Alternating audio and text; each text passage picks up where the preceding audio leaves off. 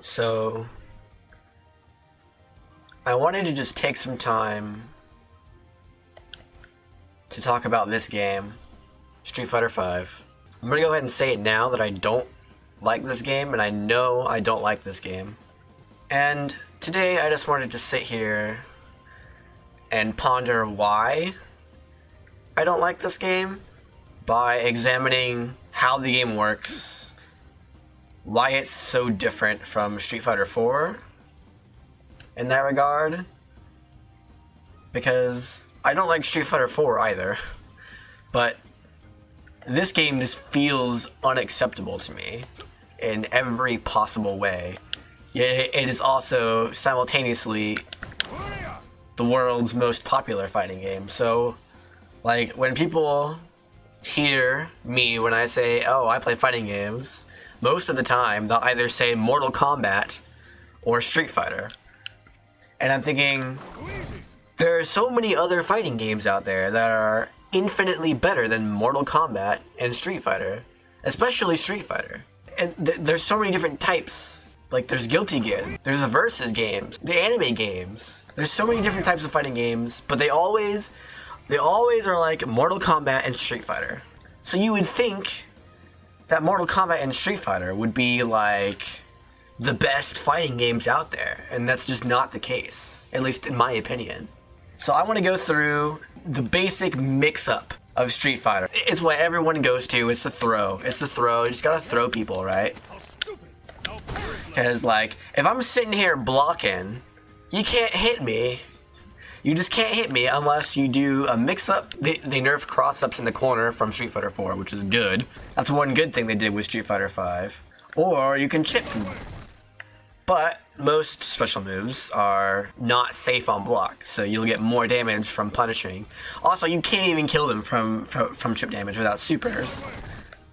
And even if you do try to super, you always have V-reversal to get out of it. So blocking is a very, very powerful option, which in turn makes throws a very, very powerful option, because that's how you beat blocking. From Street Fighter 4, they made a couple of very, very drastic changes to the game, which has changed the way the throw mix-up works. Probably the biggest one is they patched out crouch teching. So in Street Fighter 4, you could just crouch and press throw and you would get like a light kick. You could also make it so that you could like plink the buttons and get whatever button you wanted. So like if you wanted to crouch medium punch, great. You could tech throws and press crouch medium punch at the same time. But in this game, if you press throw tech, you'll get the throw.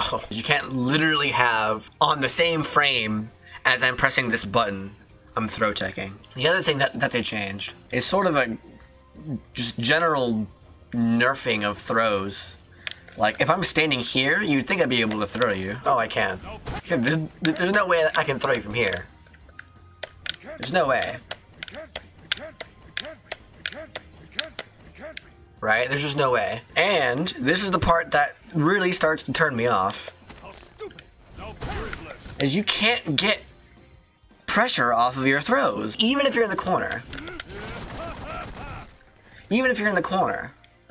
Like, I throw you, like, the best I can hope to do is do, like, a forward medium punch. And I can't even meet you. There we go. But even that's a minus. Like, there's just no way to get pressure off of your throws. So they've nerfed throws in terms of range, because you can't kara them anymore. And they've nerfed what you get after them, because you can't get any melee pressure. And sort of an indirect nerf to throws is the fact that they've added in the buffer. So say I want to do like this, like I had to be really, really careful, because it's very easy for the opponent to just do this.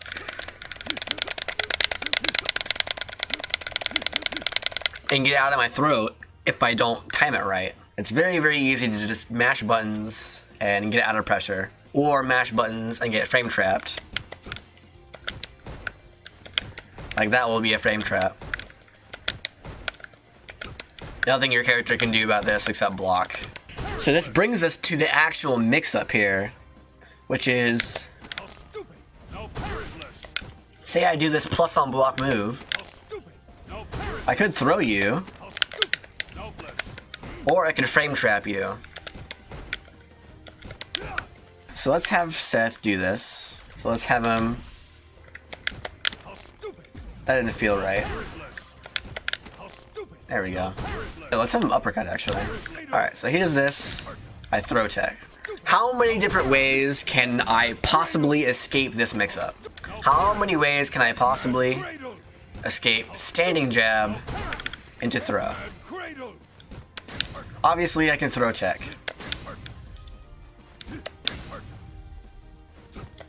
That's about it. If I'm mid-screen, I can probably walk backwards. Yeah. If I'm mid-screen, I can walk. I can walk away. But if I'm in the corner, this doesn't work, obviously. I can hold straight back all I want. I won't escape the throw.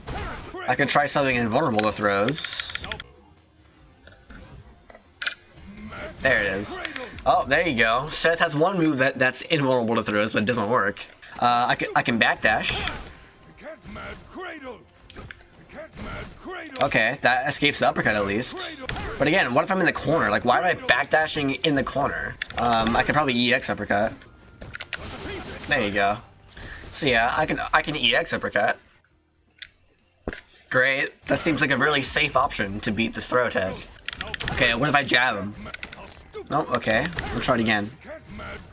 I'll mash it out. Nope, okay. Nope, it didn't work. It doesn't work. Okay. Okay, I can't jab. I can't backdash, because backdashes suck. I can throw tech, and even if I do throw tech, I don't get anything. The only thing I get is I'm out. I'm not out of the corner, mind you. I'm just out of the mix-up here. I just get out of the mix-up, and he's far away, and we're even now. It's neutral again. Like, what else can I do? Jump? No, I can't jump. Oh, can't jump out of the corner. Okay, that's one option. I mean, let's be real here. There's nothing that is in the game that every character can do to beat this. There's nothing. So why wouldn't you go for this every time? And I think that's the thing.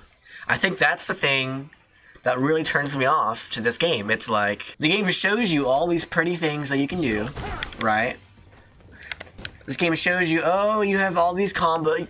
You're playing Seth. You have all these cool combos. Oh, look at this. You have a +2 on block move. Oh, that's so. Oh, look at this. You have +3. You're +3. Think of all the cool things you can do while +3. When in reality, you can't do crap. The only thing you can do is throw, because throwing is the correct choice. Or let's say you're the other player. Let's say you're the other player, and you're like, okay, well, I blocked his jab. Okay. How many things can I do on defense? Well, let's see. I have a backdash. I could try to jump. I could try to press buttons. No, all that doesn't work. The game makes you think you have those options, but you actually don't. Your only option is to throw tech. That's your only option, because the opponent is always going to go for throw, because there's no risk involved in going for throw. So therefore, you should always use throw tech.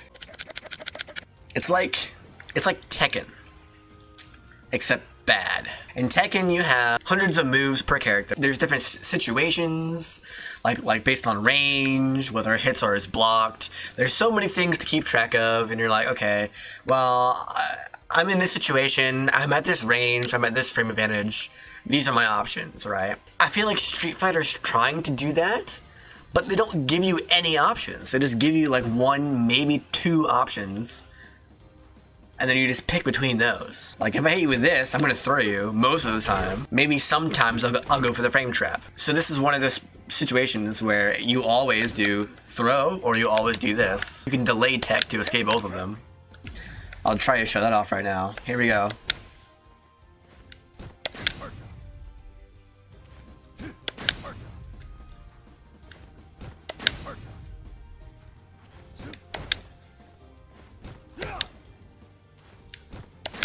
Yeah, see? I can just escape both of these, so it's not actually a mix-up. And actually, this is the type of mix-up that I like. If you know the mix-up they're going for, you can just do one thing and it beats everything. But there's nothing else. When I think of a game like the King of Fighters, there's so many other different possible mix-ups that you could do, but not in Street Fighter. In Street Fighter, this is the one mix-up that you have. And by the way, if you're curious, the third option is that. But basically that. The shimmy. I'm sure you've seen it. Just watch like any high-level match video of this game, and it's all shimmy, shimmy, shimmy. Tick throw or shimmy or frame trap. That's the entire mix-up game of this game. It's so simple that it's not a mix-up anymore. It's just a guess. That doesn't happen in KOF because there's so many options. First of all, you get more jabs. You can get usually 4, although I'm pretty sure you can always get 3. And then after all of those jabs, you have all these options like hopping in, run up and throw. You can always poke, which by the way, poking in this game, at least for this character, is just, you can't freaking do it. Like there's no, like what do you get off of this? Like if it hits, what do you get? I can cancel into this. That's punishable. I can cancel into this. That's punishable. I can cancel into this. That's all punishable. Like there's, I can like even if I hit you, like what do I get off of it? I get 1 hit. We're back to neutral again. What they need to do is they need to incorporate a mechanic that is present in a ton of fighting games. A ton of fighting games. It's in Guilty Gear. It's in the King of Fighters. It's in, I think it's in Street Fighter 2. I'm pretty sure it's in Street Fighter 3 because I play Street Fighter 3 a lot. It's not in Tekken, but Tekken's a 3D game. It's very, very different. There's a particular weakness of throws in all those games, and that is there are no tick throws. You cannot tick throw in those games. It does not work. Whenever you leave block stun, whenever you get it from a knockdown, whenever you land from an air reset, whatever, there is a brief period of time where you cannot be thrown. So things like this won't work. If there's ever a situation where you're leaving block stun, or you're leaving hit stun, or you're getting off the ground, and the opponent wants to throw you, they have to wait. They have to wait. They can't do it instantly. And because they have to wait, you can hit them. They have to melee you, they have to frame trap you. So, what they need to do to this game, make this game not stupid, is they need to do that. And they need to get rid of all these stupid throw nerfs. They need to bring me back invincible backdashes. I don't care about those. Those are totally fine. Bring back invincible uppercuts. Those are fine too. Give me back throw range. Give me back car throws. Give me back all these. Like, stop taking things away from me. Instead of fixing the problem with their game, they just try to avoid it. Like, this is the reason why throw loops are a problem. The whole reason why throw loops are a problem is because you have tick throws.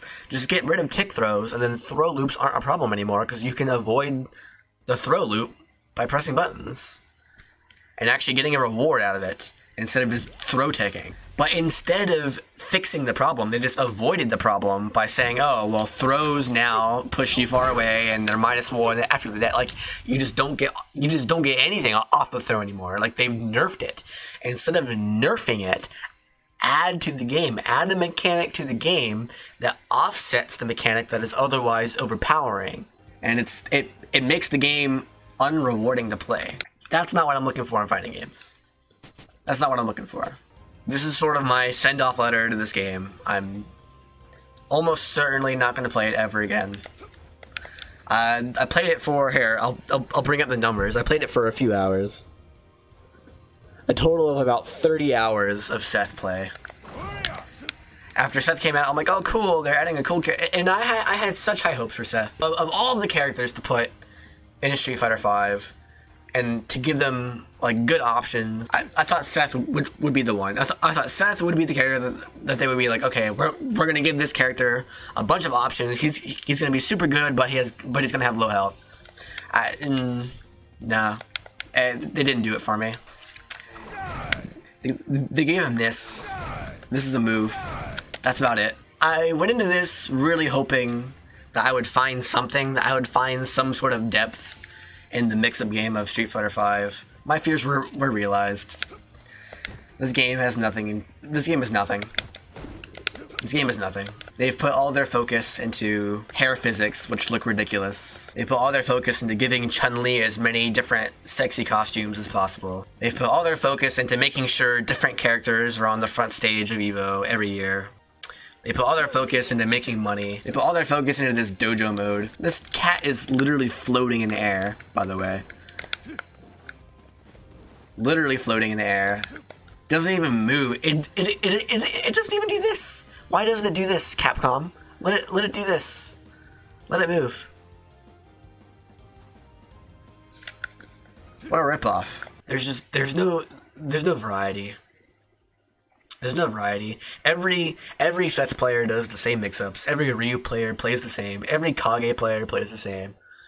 They're all the same. It's just a matter of learning what to do, what not to do, when you can do things, when you cannot do things, when you should quick rise, which is basically always. There always seems to be a correct choice. There's very few situations where you have several possible choices. It feels like you always have one, maybe two choices to choose from. There's no creativity. You're not allowed to fantasize about, oh, what if I did this? It's all already been labbed out. Everyone's doing it. Everyone's playing the same way. It's really easy to comprehend. There's no adaptation.